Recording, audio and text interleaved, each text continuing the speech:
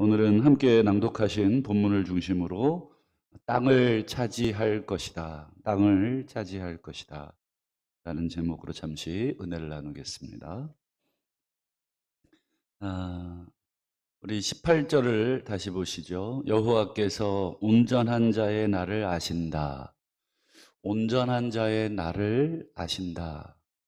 이게 어떤 의미일까? 이 온전하다라고 하는 단어의 의미 중에 하나는 무죄하다라는 뜻입니다. 무죄한 자. 시편 37편의 큰 주제가 뭐냐면 악인들이 지금 의인들을 지금 탄압하고 핍박하는 상황.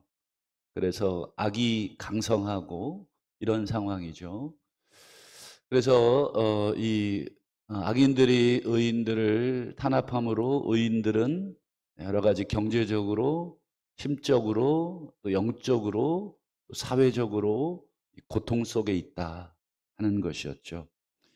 그런데 18절에 그 하나님께서 온전한 자, 즉 여기서 의인을 말하는 것이고 탄압받는 자를 말하는 것이고 악인들로부터 무고하게 고난을 당하는 자들, 이게 바로 온전한 자입니다. 근데 여기서 날들을 아신다. 이 날들을 아신다. 이렇게 하루, 이틀, 3일 이렇게 날들을 아신다. 온전한 자들의 날들, 즉 무죄한 자들의 날들, 즉 의인들의 날들, 즉 악인으로부터 고난받는 자들의 그 날들을 아신다. 그러니까 하나님이 위에서 악인들의 여러 가지 모습과 의인들의 여러 가지 모습을 감찰하셔서 그 고난받는 자들의 하루하루, 즉 힘겹게 하루하루 하나님 바라보면서 악이 득세하고 또 불의가 또 판을 치고 있는 그 세상에서 버티고 견디고 울고 또 답답해하는 그 의인들, 온전한 자들의 하루하루들을 하나님이 보고 계신다.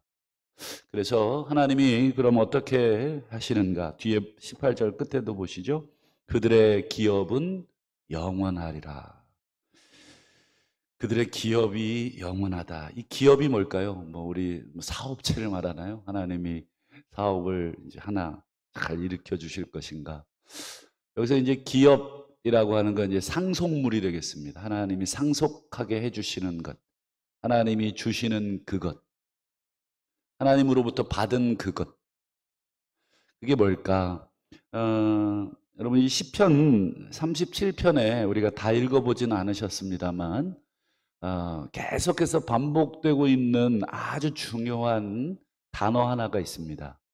그게 뭐냐면 바로 오늘 설교의 제목과도 같은데 땅입니다. 땅. 땅을 차지하게 된다. 한번 37편에만 5차례가 나오는데 한번 화면을 준비했습니다. 우리 9절. 여호와를 소망하는 자들은 땅을 차지한다. 11절. 온유한 자들은 땅을 차지한다. 22절. 주의 복을 받은 자들은 땅을 차지한다. 그리고 29절. 의인이 땅을 차지하고 영원히 거기에 산다. 34절. 여호와를 바라고 그의 도를 지키라. 이렇게 되어 있지만 지키는 자는 땅을 차지한다. 여기서 보면 땅을 차지한다는 주제가 계속 반복이 되고 앞에 사람들을 표현하는 건 다 바뀌고 있죠. 그러나 의미는 다 같다는 것을 금세 알게 됩니다. 여호와를 소망하는 자는 어떤 사람이에요? 온유한 사람, 그리고 주의 복을 받고 있는 사람, 의인, 또 여호와의 도를 지키는 사람, 또 바꾸어 얘기하면 악인으로부터 부당하게 대우를 받고 있는 사람, 고통받고 있는 사람, 이런 등등의 표현들로 다 바꿀 수가 있습니다. 여러분 시편 37편에 이 땅이라고 하는 아주 중요한 주제가 계속 짬짬이 언급되어 있다 보니까 이게 눈에 띄지 않았지, 이렇게 하나로 쫙 모아서 보니까 어떻습니까? 땅이라는 주제를 시인이 되게 많이 언급하고 있죠. 이 땅이 바로 이 아까 18절 끝에 그들이 받을 기업이 되는 것이고 그 기업이 어떻게 됩니까? 영원할 것이다. 여호와로부터 받은 하사받은 땅. 여기서 이 땅의 개념은 여러분 아브라함 때부터 여러분 계속 창세기 어떻게 보면 서두가 되겠죠. 창세기의 서두에서부터 계속 하나님이 줄기차게 아브라함, 이삭, 야곱 그리고 그들의 후손인 이스라엘에게 계속해서 여러분 약속을 하셨던 것입니다. 그래서 여러분 성경에서 땅이라는 단어만 검색해 보십시오. 수백 번이 나옵니다. 계속해서 이 땅이라는 주제가 성경에서 얼마나 중요한가. 그래서 구약의 아주 유명한 월터 브루그만이라고 하는 학자는 이 땅에 대해서만 엄청난 양의 논문과 글, 연구 이것만 가지고도 박사학위를 한 10개는 받을 수 있습니다. 관심 있는 분들은 오십시오. 그만큼 이 구약 성경에 있어서의 땅의 주제는 상당히 중요하고 한 번은 꼭 공부해 볼 만한 어떤 상황과 어떤 문맥에서 이 말씀들이 주어지고 있는가 연구해 볼 만하죠. 우리 아브라함 때부터 하셨던 약속 중에 여러분 중요한 게 땅이다. 우리 다시 화면을 창세기 아브라함에게 하셨던 약속만 한번 보시죠. 창세기 12장 7절 여호와께서 아브라함에게 나타나 이르시되 내가 이 땅을 그렇죠? 물론 뒤에 이제 자손도 들어가지만 오늘 땅이 주되니까 땅을 주겠다. 창세기 15장 7절에도 나는 이 땅을 너에게 주어 소유를 삼게 하겠다. 이게 기업이란 뜻입니다. 하나님이 주시는 것. 15장 18절 내가 이 땅을 그다음 맨 끝에 보세요. 내 자손에게 주겠다. 그다음 24장 7절 내가 맹세하여 이르기를 이 땅을 내 씨에게 이게 이제 자손 후손이 되겠죠. 그래서 이제 이 단어가 여러분 아까 창세기 3장에도 나오는 여자의 후손 이런 뜻이 되겠죠. 여러분 아브라함에게도 계속 반복하고 있는 그 중요한 약속이 땅입니다. 여러분 하나님이 땅을 기업으로 주신다. 아니 악인들이 지금 득세하고 있고 불의가 득세하고 있고 그 피해를 내가 안 받고 있으면 모를까? 내가 그대로 지금 당하고 있고 괴로워하고 있고 힘들어하고 있는데 하나님이 땅을 주시겠다. 그나마 요즘 뭐 저희 나라는 부동산이 거시기해서 위로가 될지 모르지만 여러분 실제로 아브라함에게 하나님이 주신 땅은 딱 그 사람 막벨라 굴 자기 몸 하나 누일 그 굴 하나였습니다. 계속 아브라함에게 땅을 주시겠다 하셨지만 결국 한 평 땅, 한 평보다 크겠네요. 그 땅이 전부였는데 이게 도대체 그럼 무슨 뜻일까? 땅을 주시겠다. 여러분 이 예수님이 산상설교에서도 이 여러 가지 심령이 가난한 자는 복이 있다, 뭐 애통하는 자는 복이 있다, 팔복에 대해서 얘기하실 때 그 중에 땅에 대한 이야기를 한번 하셨죠. 우리 마태복음 5장 5절을 한번 보실까요? 온유한 자는 복이 있다. 왜냐하면 그들이 땅을 기업으로 받을 것이기 때문이다. 이렇게 되어 있습니다. 여기도 보면 땅이라는 단어, 기업을 받을 것이라는 표현, 여기서도 이제 온유한 자라고.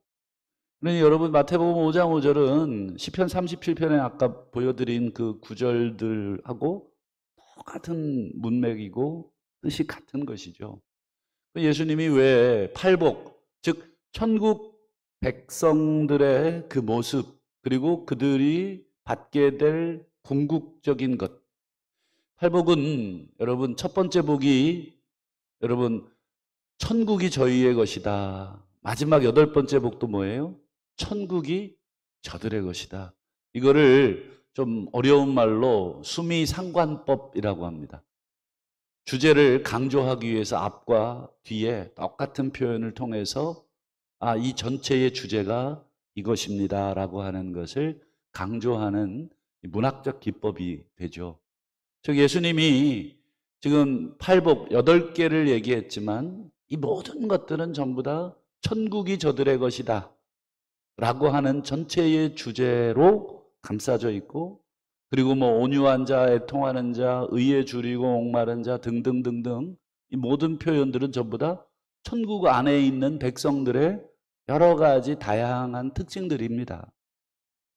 그러니 팔복의 주제는 천국이 되죠. 천국의 백성들 누구냐? 천국의 백성들은 어떤 복을 받을 것인가? 이런 것들이 팔복의 주제이죠. 천국, 이게 바로 뭐예요? 예. 오늘 하나님이 우리에게 궁극적으로 주실 영원하신 기업이 되겠습니다. 우리에게 정말 주실 궁극적 기업, 영원하신 그 기업은 바로 천국이고, 아브라함에게는 그것을 땅이라고 표현하셨고, 오늘 시편 37편 저자 역시도 땅을 차지할 것이다, 땅을 상속받을 것이다, 이 말은 하나님의 궁극적 통치를 받게 될 것이다. 고통 가운데 시인은 짬짬이 중간중간에 마치 후렴구처럼 뭘 고백하고 있어요? 하나님 언제까지 악인이 득세하게 하실 것이며 언제까지 그들을 가만두시겠습니까? 하지만 저는 땅을 차지할 것입니다. 이 말은 하나님이 저를 다스릴 줄을 믿습니다. 여러분, 그래서 성경 맨 마지막 요한계시록에 보면 하나님이 우리 인류에게, 또 하나님을 신실하게 끝까지 믿었던 자에게 무엇을 주십니까? 새 하늘과 새 땅을 주시죠.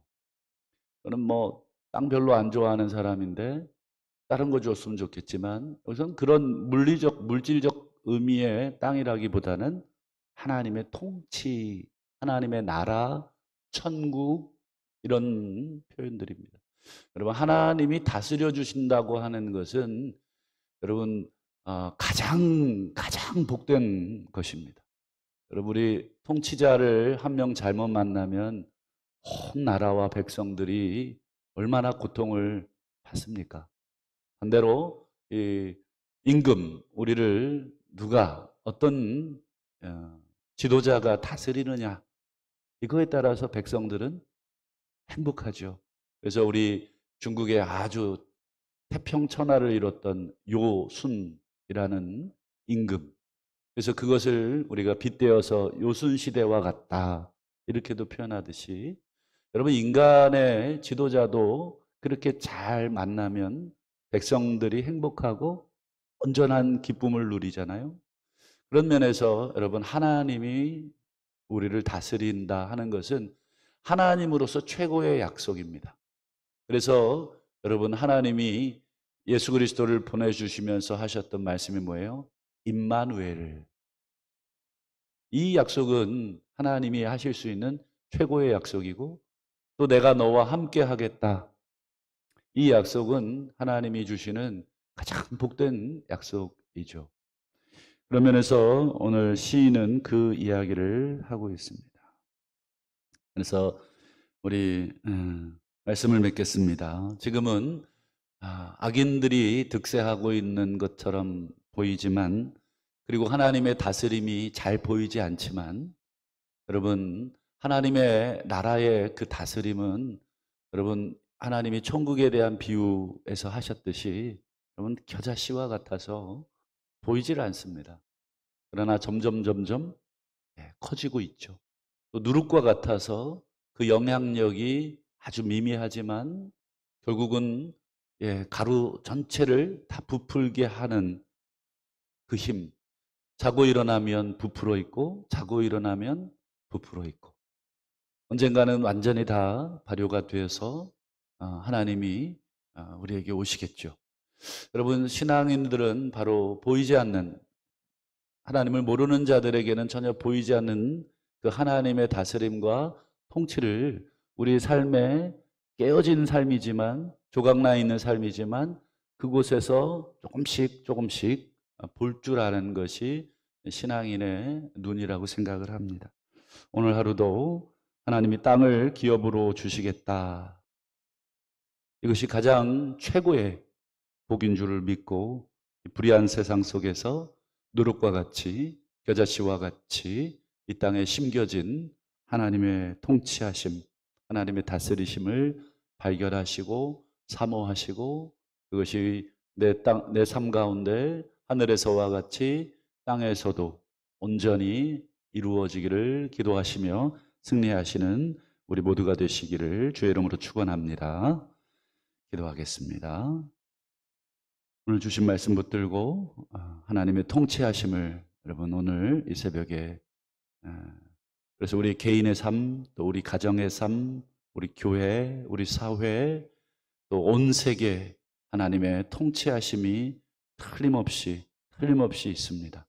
통치하심을 보느냐, 보지 못하느냐 하는 것이 우리의 싸움인 줄 믿고 하나님의 통치를 오늘도 보게 하시고 받게 하옵소서 기도하시길 바라고 우리 가정과 자녀들 또 우리 부모님들을 위해서 기도하시고 또 교회를 위해서 기도하실 때 또 이제 가을에 일꾼 선출이 있습니다. 하나님 일꾼 선출이 참으로 하나님 앞에 또 우리 온 교회가 참으로 귀하고 복된 시간이 되게 하여 주옵시고 사탄 마귀가 우리를 시험하지 않게 하여 달라고 기도하시고 나라와 민족 우리 코로나19 불쌍히 여기시고 오랜 기간 저희들이 또 기도하고 또 고통당하다 보니 또 여기에 무뎌진 것 같습니다. 하나님 주께서 다시 한번 저희들의 마음을 새롭게 하시고 다시 한번 우리 믿는 자들이 먼저 하나님 앞에 엎드려 자비를 구하고 하나님의 은혜를 구하겠사오니 주께서 불쌍히 여겨 주옵소서 기도하시기를 바랍니다. 그리고 가지고 오신 기도의 제목으로 자유롭게 기도하시다가 돌아가시기 바랍니다. 우리 주여 한번 부르시고 다 함께 기도하겠습니다. 주여